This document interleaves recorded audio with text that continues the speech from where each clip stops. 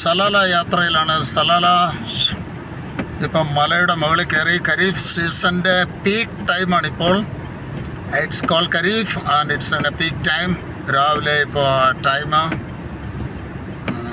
Oman standard time ഇപ്പം 9:30 രാവിലെ. റോഡൊന്നും കാണത്തില്ല. ഫ്രണ്ടിൽ പോകുന്ന വാഹനങ്ങൾ പോലും കാണാൻ വളരെ ബുദ്ധിമുട്ടാണ്. It's very difficult to drive. വാഹനങ്ങൾ പോകുന്നു നമുക്ക് കാണാം.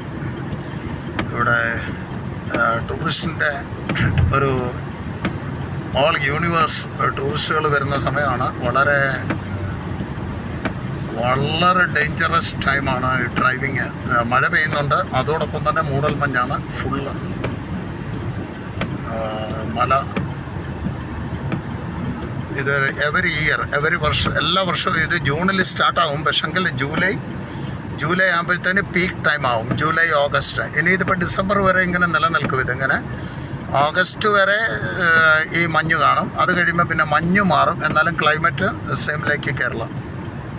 ഇതാണ് സലാല.